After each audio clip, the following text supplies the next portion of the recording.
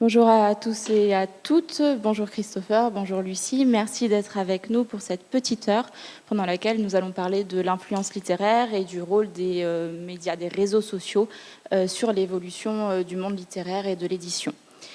Avant d'entrer dans le vif du sujet, je vous propose à chacun de vous présenter rapidement, puisque vous êtes tous les deux créateurs de contenu littéraire, mais vous avez tous les deux des parcours très différents, et je pense qu'en 2 minutes, vous pouvez chacun nous parler un peu de vous, qui vous êtes, ce que vous faites, voilà, si ça vous convient.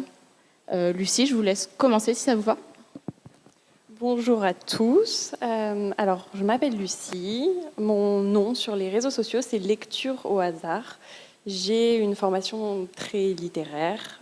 Depuis le début, je le sais que je suis animée par les livres. Donc, j'ai fait une licence de lettres. J'ai fait un master édition, parce qu'à l'origine, je voulais être éditrice. Et à la suite de ce master, j'ai créé mon compte Instagram. Je me suis rendu compte que ma communauté commençait à grandir. Et donc, j'ai eu la possibilité de le développer et aujourd'hui d'en vivre. Mais à l'origine, voilà, moi, je voulais être du côté de l'édito, vraiment publier des livres. Et maintenant, je fais de la communication pour des auteurs qui écrivent pour d'autres maisons d'édition. Donc, je te laisse la parole. Bonjour à tous. Moi, je suis Christopher Laquiez. Je suis écrivain. C'est vraiment mon travail. J'écris aussi dans des magazines français. J'ai aussi un compte Instagram où on est prescripteur. On parle de bouquins, de coups de cœur, de choses qui nous plaisent moins. Voilà. Une autre manière de communiquer aujourd'hui différente que celle qui est uniquement dans la presse.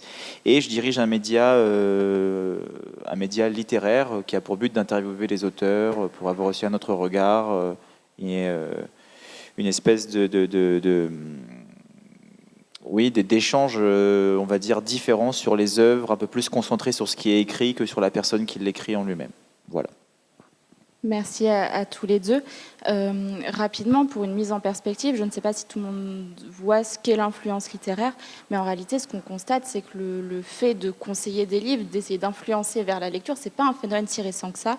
Et en réalité, quand on remonte historiquement, on retrouve des premiers clubs de lecture dès le XVIe, le XVIIe et notamment au XVIIIe siècle avec le siècle des Lumières. Ce qu'on constate et ce qu'on appelle, nous, influence littéraire, finalement, c'est l'évolution de cette pratique-là depuis une quinzaine d'années qui est passée sur Internet et qui maintenant est passée sur les réseaux sociaux. C'est de ça qu'on parle quand on parle d'influence littéraire aujourd'hui.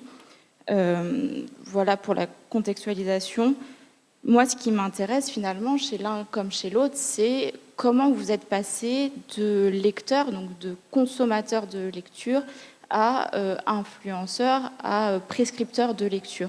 Est-ce qu'on peut revenir sur ce cheminement-là, comment on passe de consommateur à prescripteur?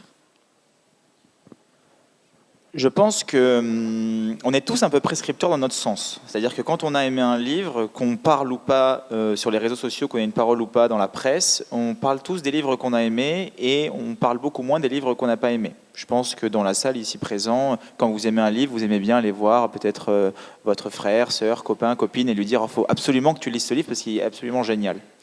Dans ce sens, on est tous en train de faire beaucoup de publicité pour des auteurs qu'on aime ou des livres qu'on apprécie. Et c'est comme ça que vivent aussi les auteurs. Hein. C'est grâce à vous notamment et énormément. Nous, c'est ce qu'on fait, sauf qu'on s'adresse au public large. On décide d'utiliser des plateformes, on va utiliser notre quartier, on va utiliser les rues, on va utiliser d'autres plateformes qui sont celles des réseaux sociaux. Et en tout cas, moi, pour ma part, ça vient juste d'un désir de partage. Hein. À la base, moi, je vulgarisais des concepts de philo qui étaient compliqués, les amener un peu plus accessibles, afin de pouvoir apporter de la connaissance. En tout cas, s'il y avait vraiment ce rapport à la connaissance qui me paraissait important. Dans la continuité, il y a eu la lecture, la littérature, et cette question qui, lorsqu'on a envie de se lancer dans la lecture, pour les jeunes qui ont connu la lecture qu'à travers l'école, pour les moins jeunes qui ont envie de se relancer, ou pour des lecteurs qui sont déjà aguerris, par quoi est-ce qu'on commence? Comment est-ce qu'on peut réattaquer des classiques? Pourquoi est-ce qu'il faut lire des classiques? Quel intérêt est-ce que ça a de lire aujourd'hui? C'est des questions qui paraissent anodines, mais qui sont extrêmement importantes. Quand on parle à un jeune et qu'on lui dit, la première chose qu'il va nous dire, c'est à quoi ça va me servir, moi, de lire? À quoi ça va me servir de lire un Dostoïevski? Moi, concrètement dans ma vie. Est-ce que ça va me servir à quelque chose? Est-ce que ça va me servir à trouver du travail? Est-ce que ça va me servir à quoi est-ce que ça me sert? Bon, il y a des réponses que nous, on aborde en fonction de nos propres opinions, mais dans ce sens, c'est juste une passion qu'on a envie de transmettre. En tout cas, moi, j'avais vraiment envie de transmettre cette passion-là et de dire, bon, ben regardez, si vous avez aimé telle personne, si vous avez aimé tel livre, vous avez la possibilité d'en découvrir d'autres à travers un autre regard. Donc, si vous avez aimé, je ne sais pas moi, un manga, que vous aimez un manga, vous pouvez retrouver tel personnage de manga dans Raskolnikov, dans Crime et Châtiment, par exemple. Une bêtise. Vous pouvez le retrouver dans 100 ans de solitude. Il y a toujours des portes d'entrée qui sont différentes, que nous, on aborde de manière différente et qui permettent d'avoir un regard aussi différent à travers les jeunes. On les touche directement, on est dans leur téléphone, dans leur poche, ce qui fait qu'à chaque fois qu'ils vont déverrouiller leur téléphone, l'objectif est un peu paradoxal. Le but, c'est de créer du contenu sur les réseaux pour que les gens restent sur la plateforme, donc consomment du contenu, mais qui a pour but de les faire sortir en fait, de la plateforme. Vu que le but, c'est qu'à la fin, ils coupent le téléphone et se disent « Ok, je vais aller m'acheter ce livre et ouvrir ce livre-là ». Donc, en tout cas, pour ma part, ça a été plutôt une passion que j'ai décidé de transmettre au grand nombre. En fait, à la base, non. Pour aller en toute sincérité, je m'étais dit, si j'arrive à bien parler d'un livre, c'est que je l'ai bien compris. Si tout le monde arrive à comprendre ce que je dis d'un livre, que j'arrive à en susciter le désir, c'est que je l'ai compris. Et pareil pour les concepts en philo. Donc, c'était un entraînement pour moi, qui a fait qu'après les gens ont aimé. Mais il y a le facteur X qui fait qu'on ne sait pas si ça va plaire ou ça ne va pas plaire. Ce qui fait que ça a plu, et puis après, un peu malgré moi, les gens se sont intéressés à cette chaîne-là. Mais à la base, ça n'est juste ni de vouloir faire pondre dans l'esprit des jeunes l'idée de lire, mais juste très égoïstement de dire « j'ai aimé ce livre, je vous en parle, faites-en ce que vous voulez ». Et puis après, ça crée de l'intérêt. Je suis complètement d'accord avec ce qu'il vient de dire. Et alors moi, dans mon cas, à l'origine, c'est le partage. C'est tout simplement vouloir aussi trouver une communauté de lecteurs, vouloir essayer de leur parler d'une manière différente, peut-être en s'éloignant un peu, d'une certaine manière, des médias traditionnels. L'idée, c'est de leur parler différemment des textes, avec peut-être un cadre un peu moins formel, passer principalement aussi par la sensibilité. Moi, je sais que c'est très important quand je lis un texte et quand j'en parle, il y a beaucoup de sensibilité parce que voilà, le texte a suscité beaucoup d'émotions en moi. Donc je pense qu'à l'origine de tout, c'est le partage, c'est l'amour des livres, se rassembler autour d'un même objet culturel et surtout pouvoir leur parler différemment et leur dire, voyez, la lecture c'est accessible, même si on parle de grands classiques, même si on parle d'ouvrages philosophiques, on peut tous, d'une certaine manière, en parler aux uns et aux autres. Et justement, au départ, l'un comme l'autre, c'est finalement votre amour des livres qui vous a conduit à vouloir les partager avec le plus grand nombre. J'ai 2 questions là-dessus. La première, c'est à quel moment vous avez senti que vos comptes respectifs prenaient de l'essor et que vous aviez cette réelle influence sur le public. Et ma deuxième question, c'est est-ce que cette professionnalisation, finalement, change votre rapport à la lecture, change la manière dont vous abordez le livre, dont vous découvrez un roman? Je commence. Alors, pour rebondir un peu et pour faire un lien avec les 2 questions, là où c'est très intéressant, c'est que quand notre compte commence à devenir, entre guillemets, plus important, qu'on sent une perspective professionnelle, qu'on touche davantage de gens, que les maisons d'édition commencent à nous contacter, etc., à partir de ce moment-là, on se dit que la lecture, ça ne va plus être seulement du plaisir, ça va devenir notre métier aussi. Donc on commence en étant vraiment des lectrices et puis on tend à devenir des professionnels parce que ça fait partie, c'est notre métier, on a on a des dates à respecter, on a des contrats à honorer. Et là où c'est un peu plus compliqué, c'est qu'il faut éviter de stagner en tant que vraiment créatrice de contenu professionnelle, il faut retrouver l'amour des livres. Et ça, c'est compliqué aussi parce qu'on ne lit pas un livre de la même manière quand on sait qu'on doit produire un contenu. Parce que on sait qu'il faut qu'on ait en tête les plans vidéo, il faut qu'on ait des photos, il faut qu'on soit capable d'en parler, de l'analyser. Donc quand on est en haut en termes de créatrice de contenu, il faut redescendre et toujours garder en tête l'amour des livres, parce que sinon c'est assez différent.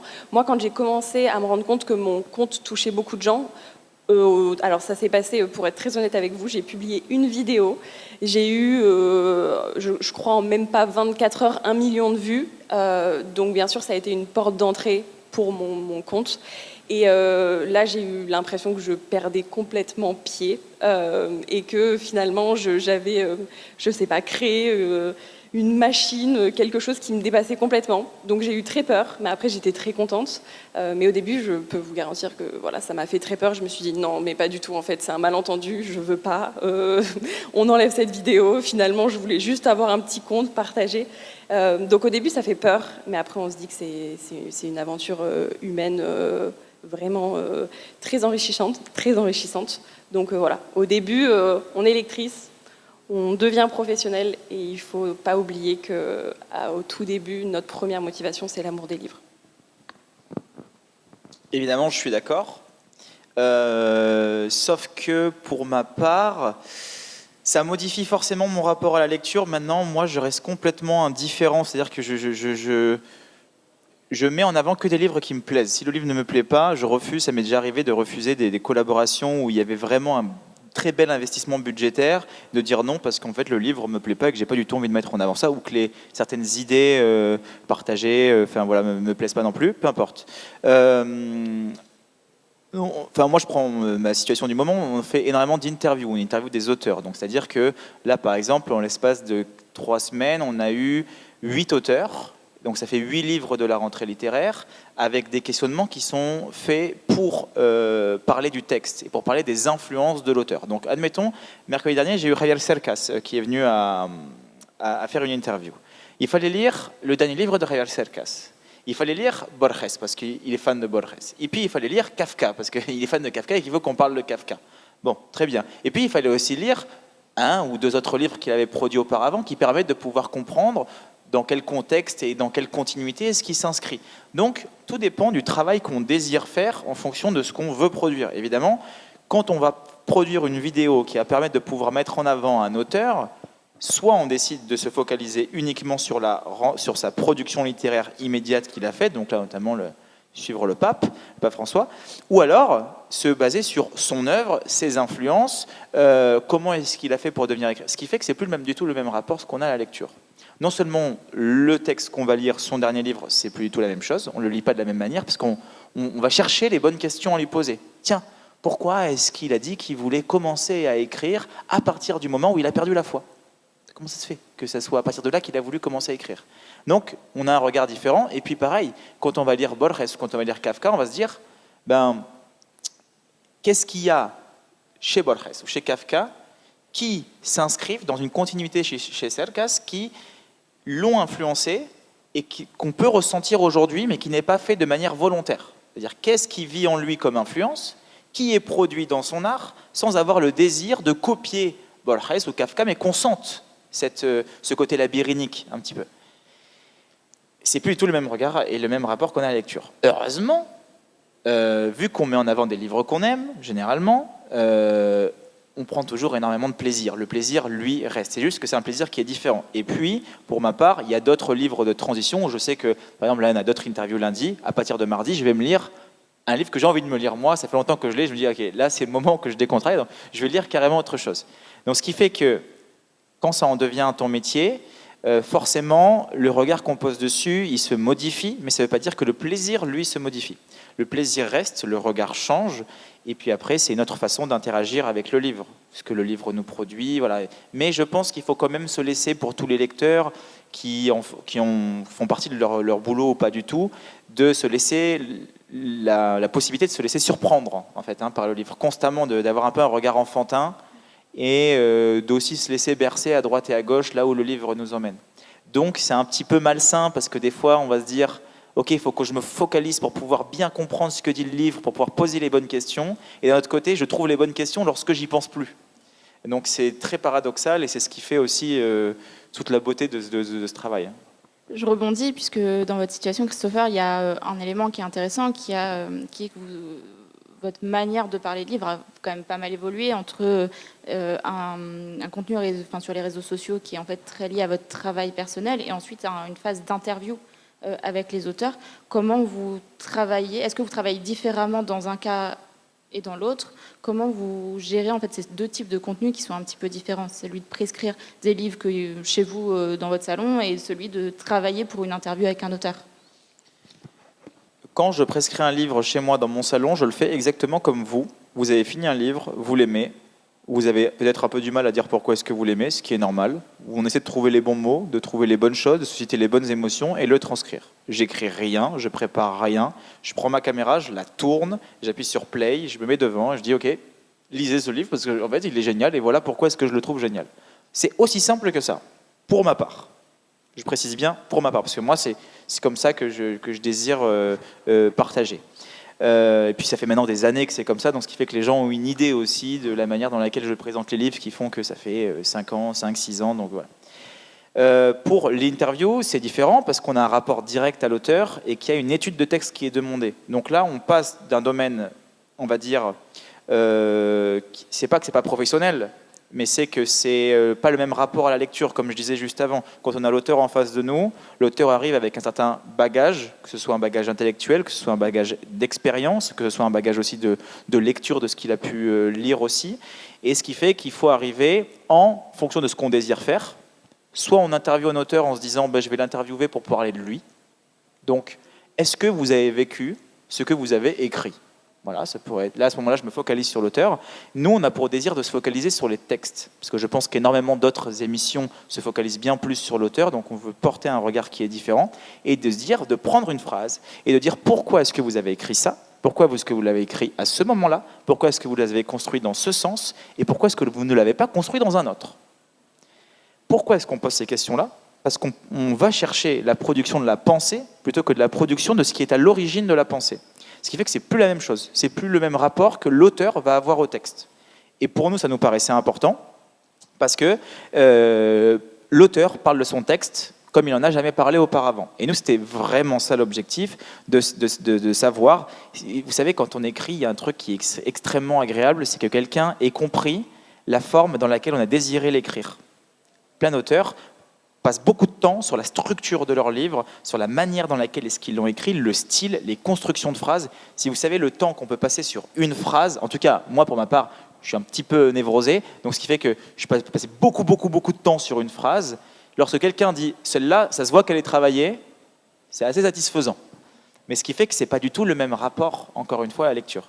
Donc, on va dire qu'il y a un côté qui va être plus universitaire, dans son rapport au texte, et d'un autre qui va être plus, on va dire, très décomplexé, très naturel, comme un enfant qui découvrirait tel ou tel livre et qui a envie d'avoir, de susciter le désir chez les gens. Lucie, est-ce que vous préparez vos conseils littéraires sur vos réseaux sociaux? Comment vous structurez finalement ce travail-là? C'est vrai que ça dépend assez d'un livre à l'autre. Moi, je fais souvent des vidéos. J'aime bien lier plusieurs livres grâce à un thème commun. On en parlait ce matin. Si, par exemple, j'ai envie de produire une vidéo sur le thème de la famille, je vais lire plusieurs ouvrages, par exemple 10 livres autour de la question de la famille. Je vais en extraire 4 à la fin. Et parmi ces 4, l'idée, c'est de trouver un fil rouge pour qui est quelque chose de commun et finalement qui puisse me permettre de parler de ces livres à ma communauté. Donc je prépare beaucoup plus mes contenus. Ça fait aussi partie, je pense, de nos personnalités, de qui on est. Moi, j'ai besoin de me rassurer, de préparer avant. Donc voilà, je pense que d'une certaine manière aussi, ça reflète l'humain, la personne qu'on est. Et dans mon cas, j'aime préparer. Et surtout, ce qui est intéressant, c'est que quand on travaille sur certains textes, j'aime aussi extraire des citations en particulier. Et là, dans ces cas-là, il y a tout le travail on va repérer la meilleure citation, on va essayer d'en trouver qui mettent en valeur le livre, mais qui surtout parlent réellement du livre. Parce que parfois, on peut extraire certaines citations qui n'ont finalement absolument rien à voir avec le texte, avec l'essence même du texte.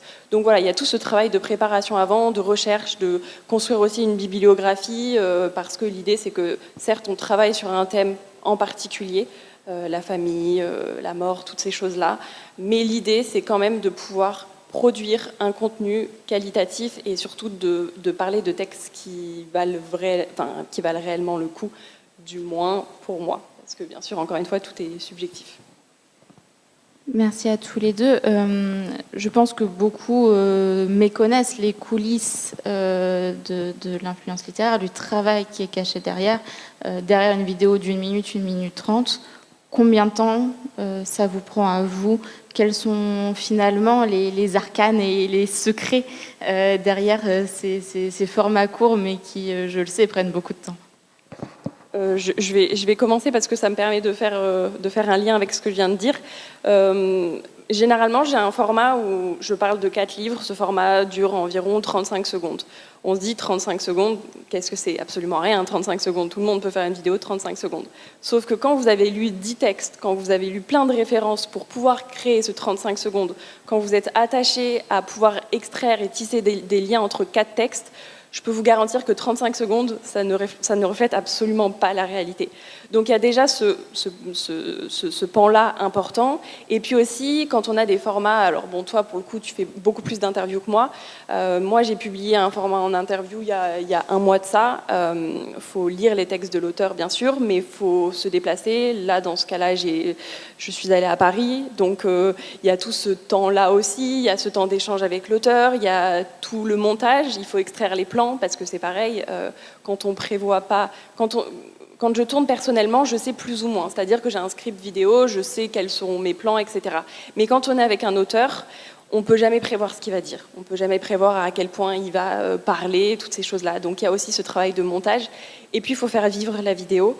Il ne faut pas seulement la publier, il faut répondre aux commentaires, il faut répondre aux messages privés aussi. Pour vous donner une idée, parce qu'on ne se rend pas forcément compte, mais rien que la petite description quand on publie une vidéo ou la photo de couverture, tout ça, tout est très chronophage. En fait, la moindre petite chose à faire est particulièrement chronophage. Donc c'est vrai qu'on ne se rend pas souvent compte, et moi au quotidien on me dit d'accord, tu fais des vidéos de 35 secondes, mais ça tout le monde le fait, c'est pas un vrai métier.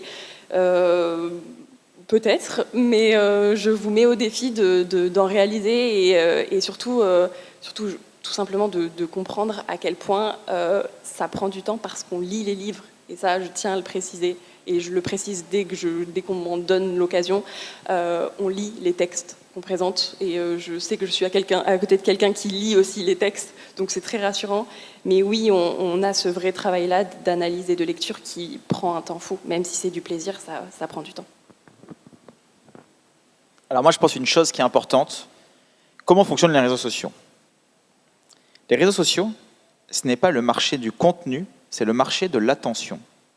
Ce que les gens achètent lorsqu'ils sont sur les plateformes des réseaux sociaux. Quand j'y achète, ce n'est pas en termes de mettre sa carte bleue sur les réseaux sociaux, c'est comment la plateforme va se financer en utilisant du contenu sur les réseaux sociaux. Comment est-ce que Facebook se finance? Instagram, TikTok, peu importe. Il se finance à travers le temps que vous passez sur les réseaux sociaux. Ce temps-là, il ne fonctionne qu'à travers un facteur, qui est le facteur de l'attention. Donc, on achète l'attention. C'est ce qu'achètent les gens lorsque vous consommez du contenu sur les réseaux sociaux, les créateurs de contenu. Ce qui est extrêmement difficile à faire, c'est de réussir aujourd'hui, avec l'évolution de l'humain avec un grand H, de réussir à capter l'attention le plus rapidement possible, le plus facilement possible, que ça soit le plus ergonomique possible, en le moins de temps possible. C'est ça. Parce que plus le temps passe, moins on a d'attention. Et oui. J'ai vu récemment, là, chez les jeunes, on est à peu près à 8 secondes, ce qui fait que c'est un petit peu moins qu'un poisson rouge en termes d'attention, ce qui veut dire qu'on n'est pas sur une optique méliorative, hein, à moins que le poisson s'améliore, ce qui est un peu plus... Voilà. Ce que je veux dire, c'est que la création d'une... Tout le monde peut faire des vidéos. Ici, dans la salle, tout le monde peut faire des vidéos, tout le monde peut parler de livres. Il n'y a pas de problème. Ce qui fait que les réseaux sociaux, c'est différent, c'est qu'il y a un rapport à l'attention qui est différent. Et que nous, notre objectif, c'est de pouvoir mettre, en tout cas le nôtre, c'est de pouvoir mettre en avant la culture littéraire, qu'elle soit française, étrangère, mais ce que représente la lecture et ce qu'est la lecture. Et pour cela, on doit jouer des codes de ce que sont les réseaux sociaux. Et donc, lorsqu'on joue des codes des réseaux sociaux, malheureusement, on est obligé de tomber dans certains vices. Certains vices qui sont de pouvoir attirer l'attention, de pouvoir susciter du débat, de pouvoir créer de l'idée tout en allant à l'opposé de ce que les gens forcément pensent. de créer du désir sans leur imposer le désir. Enfin, voilà, il y a plein de facteurs. Ce qui fait qu'une construction de vidéo, c'est pas en réalité si évident que ça à construire dans la construction de vidéos.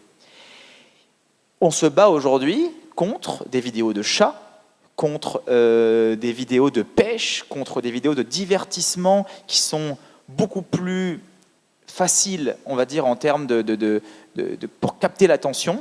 Si je prends un truc qui est très simple, si je veux vous parler d'un livre, que je prends un verre, que je commence ma vidéo en lâchant le verre par terre, j'ai 90% de chance 90% de plus de chances de capter votre attention pour pouvoir vous parler de ce livre-là. Est-ce que le fait de lâcher un verre d'eau a un rapport avec le livre? Non. Alors imaginez bien, pour toutes les personnes qui parlent de diverses choses différentes, qui sont juste du divertissement, ou ça peut être un peu des trucs, ce qu'on appelle la culture du vide aujourd'hui, on en pense ce qu'on veut. Ce que je veux dire, c'est que cette construction-là, elle est complexe, et c'est pour ça qu'il y a des créateurs sur les réseaux sociaux qui arrivent à émerger, parce qu'ils apprennent ou ont capté comment pouvoir tisser des espèces de fils pour capter l'attention pour des jeunes ou des gens qui sont moins jeunes à des sujets qui sont inintéressants. Parce qu'aujourd'hui, on demande à pas tous, hein. Évidemment, je ne mets pas du tout le monde dans le même panier, mais on demande à un jeune si tu préfères, je sais pas moi, aller jouer à la Play ou lire les Frères Karamazov. Je pense que la réponse pour la majorité sera plutôt de jouer à la Play. Tout dépend du contexte social dans lequel on pose la question, tout dépend de plein d'autres facteurs, évidemment. Mais ce jeu-là, c'est exactement ces questions-là qu'on pose nous sur les réseaux sociaux lorsqu'on crée du contenu. Ce qui veut dire qu'on est face à la politique, on est face au sujet d'actualité, on est face à du divertissement stérile, on est face à plein de choses. Comment est-ce qu'on fait pour les intéresser sur des œuvres qui pour nous paraissent importantes? On les fait en les choquant. Et c'est comme ça que nous, on va chercher. Moi, j'ai fait des vidéos qui ont fait des dizaines de milliers de vues en disant « Ce livre m'a fait perdre la foi ». C'est vrai, j'ai un livre qui m'a fait perdre la foi, ce livre m'a fait perdre la foi. Ah, là, forcément, on a envie de savoir. Tiens, quel est le livre qui m'a fait perdre la foi? Là, je ne vous le dis pas, mais forcément, vous devez peut-être en avoir envie de le savoir. Et bien, c'est exactement ce même processus-là. Ce qui fait que tout le monde peut faire des vidéos sur les réseaux sociaux, que ça devient un travail à partir du moment où on rentre dans ce qu'est le marché de l'attention et plus uniquement de créer du contenu parce qu'on a envie de faire des vidéos juste pour faire des vidéos. Et c'est à partir de là qu'on passe sur le stade, ça commence à être un travail. Ça commence à être un boulot différent parce que ça demande beaucoup de temps à construire ce genre de vidéos-là pour pas beaucoup de résultats, mais beaucoup pour les livres. Beaucoup de résultats pour la culture et beaucoup de résultats pour les livres. Justement, à ce sujet, est-ce que vous constatez dans les évolutions de l'algorithme qui évolue très vite, avec des tendances qui sont de plus en plus rapides, comment vous identifiez ces tendances, comment vous vous inscrivez dedans et comment vous restez finalement dans le marché de l'attention et sans perdre trop en termes de visibilité? Parce que je suppose que c'est un vrai enjeu aussi pour vous de garder de la visibilité, de garder une importance dans les statistiques et dans l'algorithme. Très rapidement, c'est très simple pour moi, c'est qu'il faut se renouveler en permanence. En permanence. C'est-à-dire que tous les 3 mois, il faut changer de type de contenu pour pouvoir réattirer l'attention d'une manière différente. Dès que ça a marché, ça a fonctionné, ça a atteint son pic, ça redescend, on n'a plus de visibilité, donc on crée une nouvelle forme. Et des fois, comme je vous le dis, c'est juste une forme qui est visuelle, bien plus que sur le contenu en soi. C'est pour ça que je vous dis que ce n'est pas tant le marché du contenu, on ne va pas changer notre manière de parler des livres, mais on va changer notre manière de le présenter.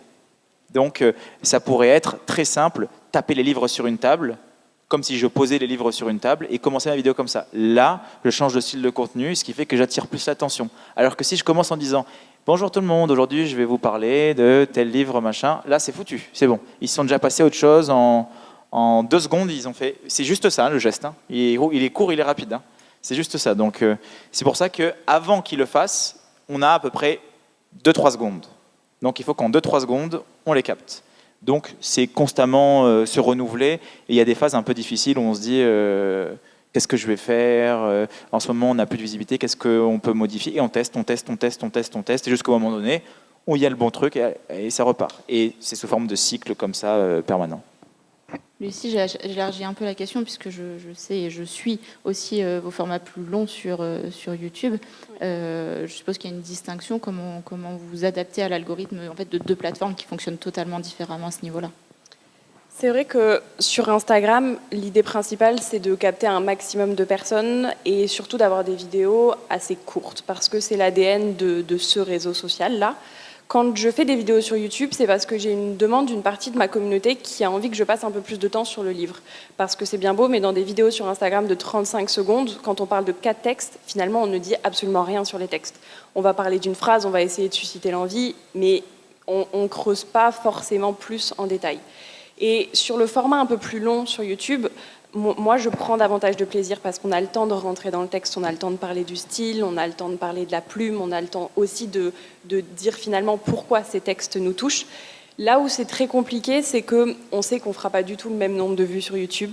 Donc, d'une certaine manière, on accepte aussi, parce que moi, j'ai toujours voulu avant tout parler de littérature. Et parfois, on a un peu la tentation de se dire on va faire les mêmes vidéos que tout le monde, on va faire des vidéos qui attirent je sais pas, en citant un titre, enfin quelque chose d'un peu trash, d'un peu exclusif.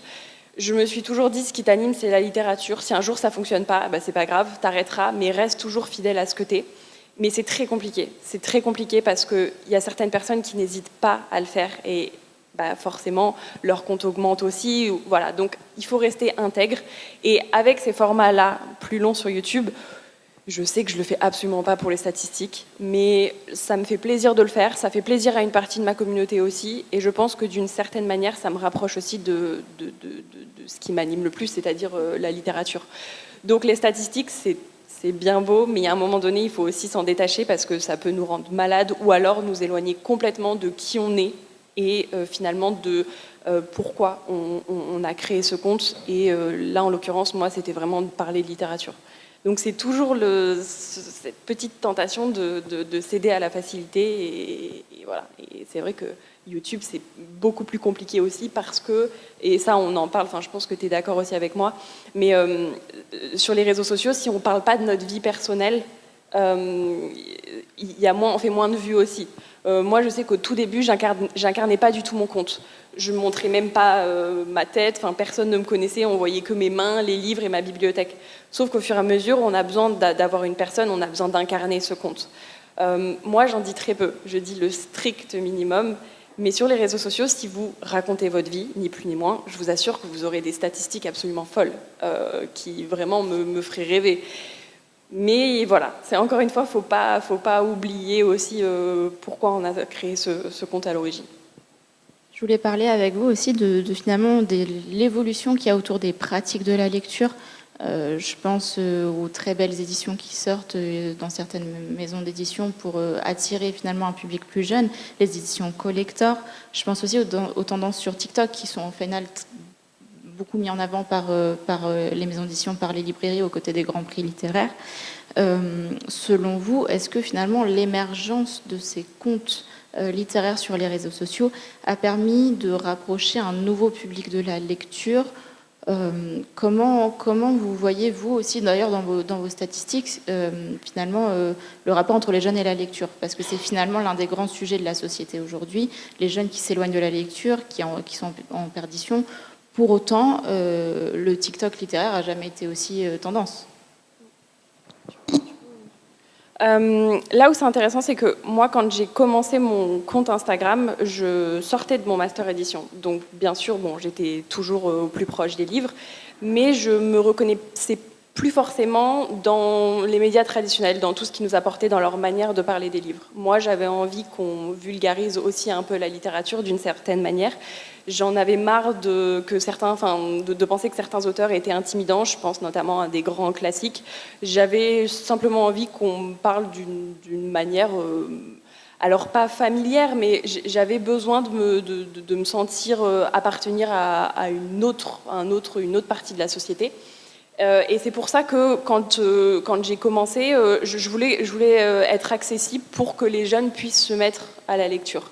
Au quotidien, moi, je fais le choix de répondre au maximum à tous les messages privés parce que j'ai beaucoup de personnes qui me disent je lis pas, j'aimerais lire mais j'y arrive pas, je sais pas, je voudrais des conseils, je voudrais réussir mais ça fonctionne pas. Et moi, j'essaie de les aider aussi parce que lire, c'est absolument pas un long fleuve tranquille. Dieu sait s'il y a des moments où j'ai été éloignée de la littérature. C'est vrai qu'il y a certaines semaines, je n'arrive pas à lire un texte. Le seul problème, c'est que maintenant, ça fait partie de mon travail aussi. Donc, si je ne lis rien, j'ai pas de contenu. Donc là, c'est encore plus problématique. Mais c'est très compliqué de lire et de donner.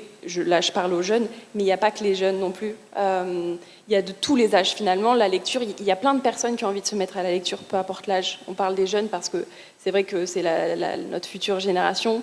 On incarne l'avenir. Mais c'est très compliqué de lire. Donc, je pense que toi, comme moi, on essaie vraiment de rendre accessible ça. Et toi, tu parles notamment d'ouvrages qui pourraient faire peur. Je parle en termes de philosophie et de philosophes. Il y a plein de textes qui pourraient être intimidants. Mais l'idée aussi, c'est de les rendre plus accessibles et de dire aux gens, c'est pas parce que c'est un grand nom de la littérature que vous ne pouvez pas lire et c'est pas censé vous intimider non plus. Moi, dès le début, ça a été... C'est ce qui m'a animée depuis toujours. Et je pense que, globalement, sur les réseaux sociaux, c'est aussi ce qu'on essaie de mettre en avant. Complètement. De toute façon, les jeunes ne lisent plus, on l'entend depuis toujours. Hein. Je veux dire, c'est pas récent le fait d'entendre les jeunes ne lisent plus. À l'époque, les jeunes ne lisaient plus non plus, ou les jeunes lisent de moins en moins, ou les choses vont toujours de moins en moins bien.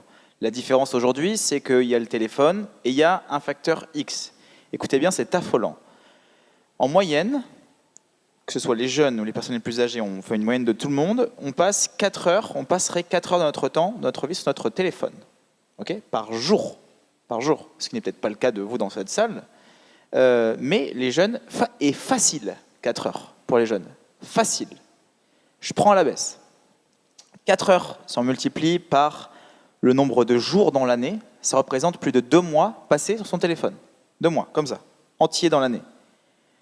On va dire que les premiers jeunes ont le premier téléphone, on va dire, allez, je prends large aussi 16 ans, entre 14 et 16 ans. On a une espérance de vie de 85 ans.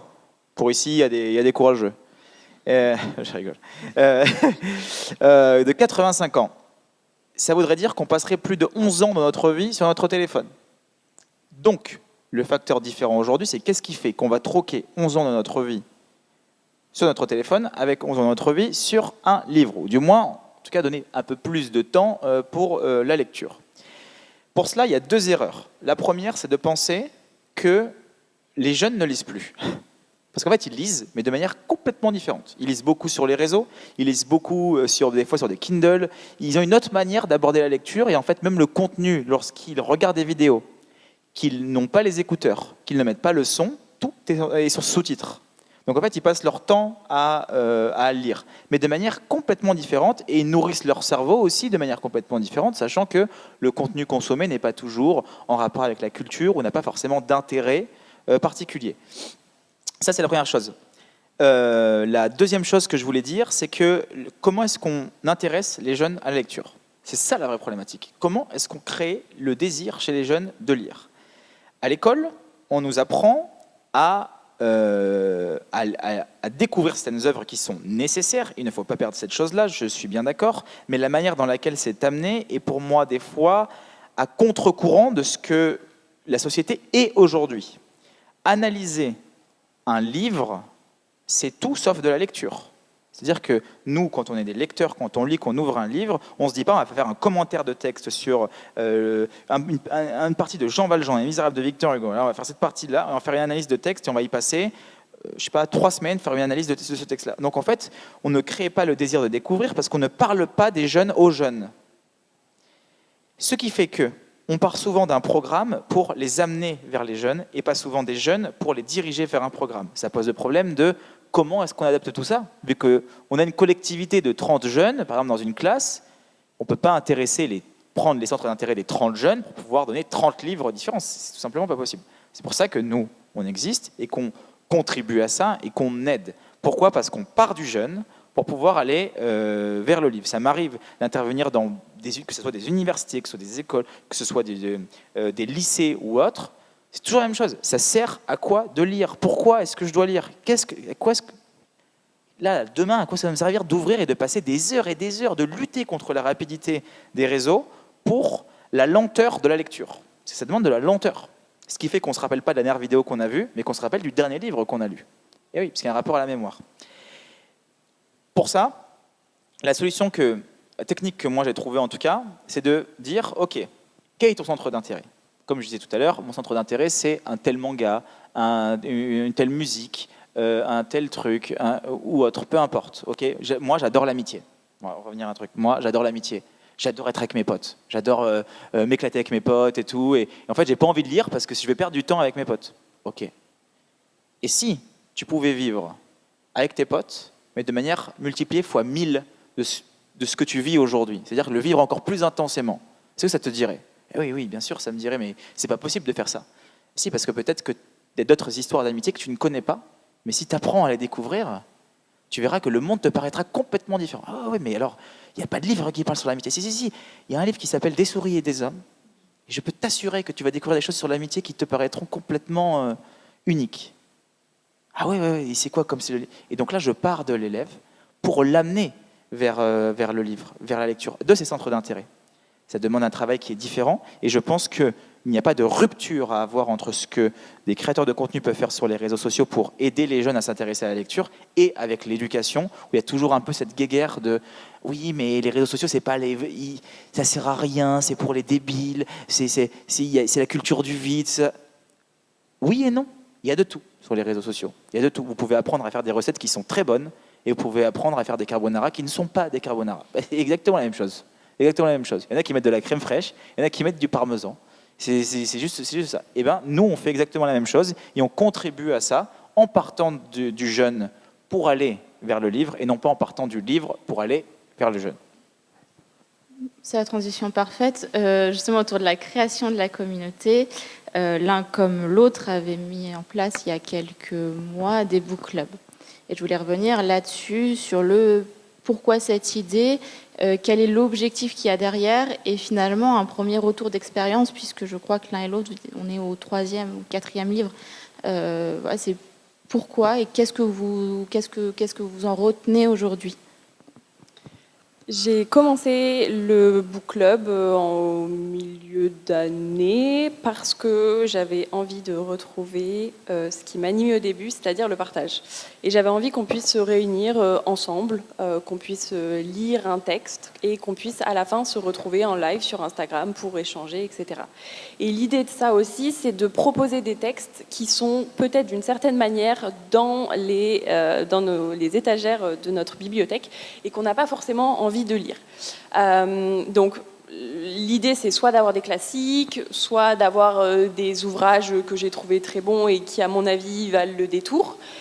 Et on a commencé, alors c'était un pur plaisir personnel, je dois vous dire.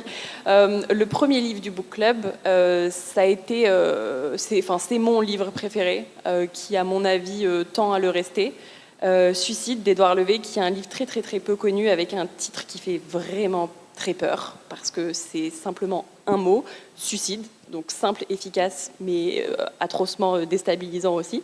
Et moi, quand j'ai découvert ce texte, je me suis dit, il mérite d'être mis en avant, mais il fait peur. Donc, on va le lire ensemble, je vais vous accompagner, on va en parler, et ça va vous permettre de découvrir un texte d'une autre manière. Et l'idée de ce book club, voilà, c'était de se retrouver, de partager, entre guillemets aussi, parce qu'on a une communauté plus réduite, parce qu'on n'a pas toute notre communauté qui nous suit sur le book club, donc on est beaucoup moins que le total de nos abonnés. Donc voilà, avoir quelque chose d'un peu plus intimiste et pouvoir partager. Et mercredi à Limoges, j'ai animé mon premier book club, cette fois-ci en présentiel. Et c'était encore plus agréable parce que pour le coup on passe à travers l'écran et on voit des vraies personnes, et je peux vous dire que ça manque cruellement quand même parce que les réseaux sociaux c'est bien agréable, mais au bout d'un moment on a envie de voir les gens qui sont derrière. Vous me voyez beaucoup, moi je ne vois personne, donc j'étais très contente de pouvoir le faire et de me dire finalement toutes ces personnes qui te suivent au quotidien existent réellement, ce ne sont pas des robots. Donc voilà, il y a différentes manières de les toucher aussi, et puis toujours cette idée de partage, de découvrir ensemble. Voilà. Toi comme moi, je pense que c'est ce qui nous anime au quotidien. Franchement, on a tout dit là, j'ai rien besoin de rajouter. Oui, le book club c'est intéressant. Enfin, moi quand j'ai lancé mon book club, je ne pensais pas que ça allait avoir autant d'intérêt. Très rapidement, on a fait rentrer plus de 10 000 personnes qui sont rentrées dans des canaux pour pouvoir avoir accès au book club, pour pouvoir suivre un rythme de lecture, parce qu'en fait c'est ça qui est difficile aussi, d'avoir un rythme. toutes les 3 semaines, avoir un livre et de pouvoir, eux, en parler, et non pas moi. Et là, ça change, du coup, c'est des discussions, c'est beaucoup plus sympa, on vous fait découvrir des œuvres qui, pour nous paraissent importantes. Et moi, j'aime bien aussi jouer le jeu, c'est-à-dire que les œuvres que j'ai pas lues, qui apparemment méritent d'être lues, et de dire, ensemble, on va découvrir ce livre-là, et ensemble, après, on va débattre sur ce qu'on en a pensé. Ça se trouve, je ne vais pas du tout aimer, et il y en a qui vont aimer, et pourquoi. Et je trouve que l'idée vient de cette confrontation-là, et j'aime cette idée de partage, de confronter les idées à travers des désaccords profonds pour pouvoir en faire émerger de la pensée, quoi. Donc, en ce sens, le book club, c'est vraiment quelque chose d'intéressant. Ouais. Et comment vous avez choisi les livres qui ont été ceux de vos book clubs respectifs? Parce que je pense, chez vous, Christopher, la promesse de l'aube, qui était juste après. Alors, je n'ai plus j'ai la couverture, mais j'ai plus le premier, qui était totalement différent aussi. La vie à l'envers, quelque chose comme ça. Je me rappelle plus, il y a tellement de livres. Mais c'est-à-dire, voilà, parce que le propos est de dire, finalement, c'est des livres qui sont très différents. Comment vous choisissez à un moment donné d'arrêter votre choix sur un livre et de dire, c'est celui-là qu'on lira ensemble et on en parle dans 3 semaines, et ensuite de nourrir finalement votre canal avec aussi du contenu réflexif sur les offres que vous proposez? Alors honnêtement, c'est beaucoup moins compliqué que vous pouvez l'imaginer. Hein. Il n'y a vraiment aucune stratégie de... Moi, j'adore la littérature latino-américaine, une culture qu'on connaît très très mal en France, ce qui fait que j'aime faire découvrir des œuvres d'auteurs latino-américains qu'on connaît très mal et qui permet de pouvoir les faire découvrir, au moins les livres qui m'ont touché. Quand on prend des auteurs comme Juan Rulfo, qui sont très peu connus et qui sont des précurseurs au Mexique, Elena Garro, qui est la femme d'Octavio Paz, qui est influencé Gabriel García Márquez quand il écrit Cent ans de solitude, que ce soit Borges, comme je disais tout à l'heure, que ce soit Bolaño, il y en a plein d'autres il y en a qui sont très connus, il y en a d'autres qui sont beaucoup moins connus, et donc j'avais envie d'apporter cette culture-là, en tout cas parler de ça. Et puis mes coups de cœur, moi j'adore Paul Auster, rien à voir, et j'avais envie de dire, ok, moi j'adore Paul Auster, j'ai envie de vous faire lire un livre de Paul Auster et voir ce que vous en pensez. Donc c'est beaucoup moins stratégique que ça en a l'air, c'est beaucoup plus de l'ordre du sentiment, je disais des souris et des hommes, c'est des livres qu'on a envie de transmettre, parce que pour nous c'est comme un espèce d'héritage qu'on transmet de main en main, et peut-être que dans 10 ans, la première personne à qui on aura dit Paul Auster est le petit-fils du fils et du fils aura donné et dira, regarde, un jour quelqu'un m'a dit, je sais plus qui, mais mon arrière-grand-père, qu'il fallait lire Paul Auster, et peut-être qu'il y aura un bouleversement, quelque chose. Je pense que c'est comme ça que se transmet aussi la... Enfin, moi je viens d'une famille où personne ne lit, je suis un ovni, moi dans ma famille, moi j'avais Femmes Actuelles et Golf+. Donc vous voyez, on n'est pas sur du Steinbeck là. Ce qui fait que quand j'arrive à la maison et que je dis à ma mère, non mais Steinbeck, elle m'a dit, tu veux Steinbeck avec frites ou sans tomates? Donc si vous voulez, c'est pas du tout le même rapport qu'on a. Et j'aurais aimé un jour que mon père vienne me voir, ou ma mère étant petit, et me dise, écoute, en ce moment tu vis cette situation dans ta vie, lis ça et je peux te jurer que tu vas vivre quelque chose. J'ai pas eu cette chance, donc je pense que nous on peut l'offrir à nos enfants ou l'offrir aux plus jeunes à travers d'autres réseaux aujourd'hui, et notamment le book club. Très rapidement, parce qu'il a déjà dit pas mal de choses. À l'origine, je m'étais dit, moi, pour le book club, on va choisir des textes ensemble. Vous allez me dire si vous avez des envies particulières, etc. Et là, je me rends compte qu'ils finalement, ils veulent lire des grands textes, peut-être un peu intimidants. J'avais mis au programme des souris et des hommes de Steinbeck. Là, on est en train de... Alors, j'ai mis aussi La traversée de la nuit de Geneviève de Gaulle-Anthonioz, qui sont quand même des ouvrages phares et importants. Et ce mois-ci, il y a Les braises de Sandor Márai, qui, finalement, ce sont quand même des grands classiques, mais je sens qu'ils ont besoin qu'on les accompagne. Et surtout qu'ils ne soient pas seuls à les lire finalement. Voilà, on se dit, venez, on va lire un auteur qui fait un peu peur. Steinbeck, ça fait un peu peur à beaucoup de personnes. Du moins moi, dans ma communauté, les gens avaient peur de s'attaquer à Steinbeck. Je leur ai dit, venez, on le fait ensemble, puis vous verrez, tout ira bien. Donc de plus en plus, j'ai envie de les aider à ouvrir des textes un peu intimidants au début. Et finalement, dans votre communauté, quels sont les retours qui vous touchent le plus? À quel moment vous dites, là, j'ai fait quelque chose de bien? Non, c'est une bonne question. Il me faudrait peut-être 3-4 jours pour y penser.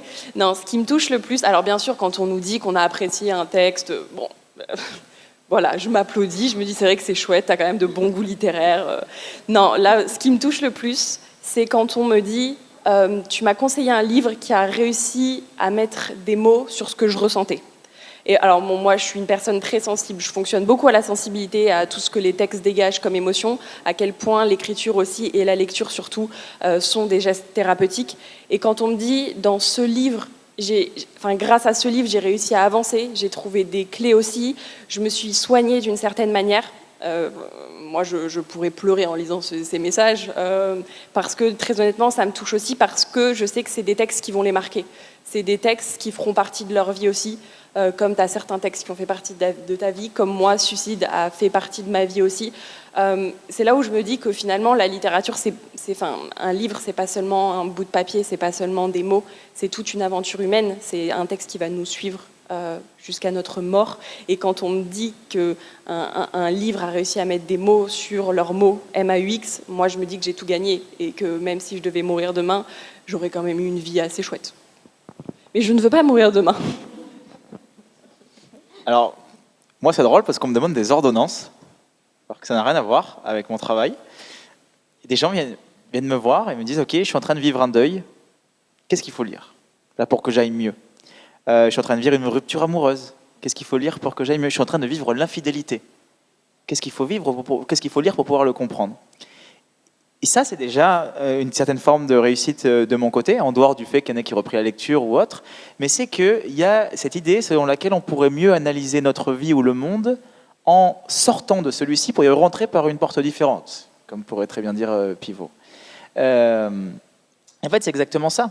C'est de faire en sorte que les gens aujourd'hui ne demandent plus sur des peines, comme on pourrait aller voir le docteur pour se faire prescrire un médicament, on va voir quelqu'un qui aime les livres, ou son libraire, c'est aussi le travail du libraire, pour lui dire, mais il y a quelque chose d'assez intime, on va peut-être pas dire à son libraire, écoutez, je suis infidèle en ce moment, donc si ma femme vient, surtout ne lui dites pas, mais j'ai besoin d'un livre, Emma Baker par exemple, je sais pas. Donc il peut y avoir plein d'autres trucs différents. Ce que je veux vous dire par là, c'est qu'il y a créer ce rapport utile-inutile. C'est-à-dire que moi, quand j'ai perdu mon papa, j'ai lu L'Invention de la solitude de Paul Auster. Ça n'a pas été utile. Ça n'a pas ramené mon père à la vie. Mais ça m'a permis de vivre le deuil différemment. Moi, je dis souvent, ça ne permet pas de traverser la rue, mais celui qui a lu Proust ne traverse pas la rue de la même manière. C'est surtout ça. Et donc, quelle est la manière avec laquelle j'ai envie de traverser ce que je suis en train de vivre ? Et je pense qu'ici, la lecture est importante. Et c'est là que c'est fort, quoi. Parce que nous, on se rend compte à notre petit niveau. Des gens viennent nous voir et nous disent « Ok, je vis ça, j'ai mon copain, un truc, ma femme, ou même je suis en burn-out, toi, qu'est-ce que je peux lire ?» Et figurez-vous que c'est là que c'est le plus difficile de conseiller. C'est là que c'est le plus difficile. Mais c'est très agréable parce qu'on se rend compte que ça rentre dans les mœurs de se dire, ok, je vais pas aller voir un psy ou autre, évidemment, ça c'est encore d'autres choses, mais il y a quand même ce truc de se dire, je vais lire un livre pour pouvoir tenter quelque chose. Quoi, je sais pas, mais le percevoir un peu comme une forme de soin de l'esprit, quoi. Donc je trouve ça beau et poétique et j'aime bien cette idée-là. Ma dernière question, avant de proposer au public de poser des questions, je vais vous demander la plus grande spontanéité. J'aimerais savoir le livre qui vous a amené à la lecture, le premier livre qui vous a amené à la lecture. Il a jeté le micro un peu trop facilement. Le premier livre, pour être absolument, mais absolument pas original, Le Petit Prince de Saint-Exupéry, parce que je suis petite, que je découvre ça, et que je me dis, d'accord, ok, c'est chouette, je vais aller voir un peu plus loin. Et ma plus belle découverte au collège, alors non, je ne vais pas vous reciter Suicide d'Édouard Levé, même si vous devriez le lire. Non, ma plus belle rencontre avec les livres, c'est Une vie de Maupassant. Je le découvre, merci. Je le découvre au collège. Je suis la seule d'une promo de 33 élèves à l'apprécier et à le lire jusqu'au bout. Et je vais voir ma professeure de français et je lui dis donc c'est ça la littérature ? Non, parce que si c'est ça, moi je vais passer ma vie autour des livres. Bon, c'est un petit peu ce qui est en train de se passer. Donc oui, mon plus gros premier coup de cœur, Une vie de Maupassant. Et voilà, Maupassant, voilà. Alors moi, j'ai quitté l'école à 16 ans, ce qui fait que c'est pas le même rapport du tout. Moi, c'est 19 ans, 18-19 ans. Je vis une grosse dépression et je lis Les Pensées pour moi-même de Marc Aurèle. Ça a été une révolution pour moi de voir qu'un empereur avait vécu tant de choses et me donner des préceptes si importants dans ma vie, ce qui fait que j'ai nourri une neuropathie. Après, je suis quelqu'un de très obsessionnel, très obsessif, un peu barré. Ça se voit, hein, les tatouages comme ça, je veux dire, on fait pas ça. J'en vois pas beaucoup dans la salle, on va dire. Ce qui fait qu'il y a des prédispositions. Hein. Donc Marc Aurèle a été vraiment ma porte d'entrée sur ce que peut être la lecture. Sinon, c'était Femme Actuelle, mais bon, il y a beaucoup trop de numéros pour vous dire lequel. Et ensuite, le livre que je dirais, c'est toujours très difficile. J'en ai des milliers, je pourrais même pas dire exactement lequel. Mais en tout cas, moi, qui m'a donné envie d'écrire.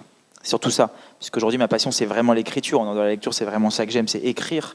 C'est Chronique d'une mort annoncée de Garcia Marquez. C'est absolument excellent. On parle de 100 ans de solitude, on parle de l'amour au temps du choléra, on parle de l'automne du patriarche. Chronique d'une mort annoncée, c'est absolument incroyable. Le processus narratif, c'est le seul texte où Garcia Marquez écrit en son nom. Et on retrouve sa femme, on retrouve son univers. Et de me dire que c'était possible. Lorsque Marquez lit Les Métamorphoses de Kafka, il se dit « Ah, on peut se lever un matin et se transformer en cafard, quoi. C'est possible de faire ça en littérature. » Et moi, lorsque je lis un passage qui est très bête, mais lorsque je lis Chronique d'une mort annoncée, cette espèce de prophétie tout le long du livre où une personne va mourir, tout le monde sait qu'elle va mourir. Nous, on s'attend à ce qu'elle ne meure pas, c'est-à-dire le narrateur va nous piéger, qu'elle finit par mourir, parce que tout c'est annoncé, c'est une mort annoncée, quoi. Et que ça se produit, on est étonné que quelque chose qui a été annoncé se produit alors qu'on le savait depuis toujours. Et ce processus narratif-là, qui est très proche de celui de l'étonnement, en fait, au final, m'a fait dire ok, il faut que moi aussi je revienne dans mon enfance pour pouvoir réécrire les histoires qu'on me racontait quand j'étais petit. Et je dirais que c'est celui-là, ouais, celui-ci. Merci à tous les deux. On a le temps pour une, voire deux petites questions, si vous en avez au niveau du public. On a une question juste là.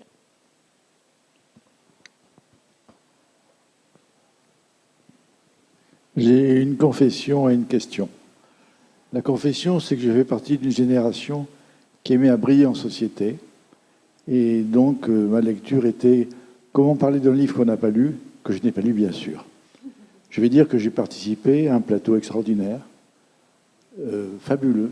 J'ai vu rencontrer 2 influenceurs. Et pour montrer que je n'ai rien compris en posant une question qui n'est pas sur le contenu, mais afin de répondre à ceux qui m'entourent, en 35 secondes, pour les nuls que je suis, qu'est-ce qu'un influenceur ? Est-ce que j'ai 35 secondes de réflexion ? Non. C'est un peu dans le titre. C'est essayer de vous influencer, mais dans le bon sens du terme, de vous montrer qu'il y a des livres qui valent le détour. Je les ai essayés avant. Il y en a certains qui sont pas forcément très bons. On va dire que je suis au tout début de la chaîne. J'ai fait un petit tri. Je vous propose peut-être la crème de la crème, même si c'est très subjectif. Et surtout, c'est très compliqué. Non, je parlais de littérature. Mais vous savez, c'est très dur le terme d'influenceur. Je trouve qu'il est d'une certaine manière un peu péjoratif parce que l'influence, pour moi, est un peu, d'une certaine manière, négative. Donc, j'aimerais plutôt vous dire que je suis prescriptrice, même si là, pour le coup, je joue sur les mots. Mais vous donner envie de lire et dégrossir un peu tout le paysage de la littérature, qui est quand même foisonnant. Pas une réponse, bon, vous allez vous contenter de ça. Très bien, je suis en mesure de briller. Pour ma part, alors, qu'est-ce que c'est qu'un influenceur ? Moi, ma mère, quand j'étais petit, elle me disait surtout « ne te fais pas influencer ». Et du coup, je lui ai dit, je suis tombé du mauvais côté du puits, quoi.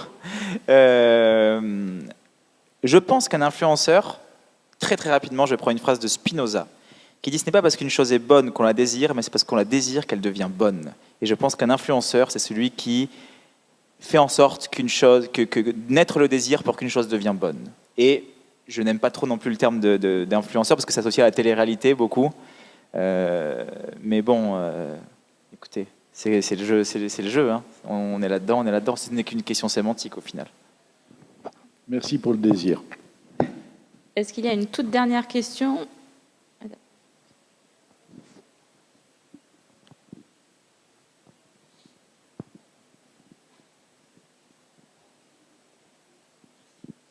Bonjour, alors ça ne va pas être une question. En fait, je voulais vous remercier de nous faire découvrir les livres, parce que je vous suis de façon raisonnée et raisonnable sur les réseaux sociaux. Donc, en tout cas, pour ma part, j'ai découvert des livres dont j'ai entendu parler par bout. Donc, merci. Eh bien, merci infiniment. Voilà. Vous voyez, tout à l'heure, vous disiez, c'est quoi là ça, c'est magnifique. Merci beaucoup. Moi, je veux vous remercier aussi et merci pour votre confiance. Parce que je trouve que d'une certaine manière, de suivre nos recommandations, c'est nous montrer une forme de confiance. Et on manque de confiance en ce moment dans notre société. Donc, merci. Ce sera donc le mot de la fin. Merci C'est un très Lucie, beau merci Christopher, à la fois pour votre travail et pour votre présence ici.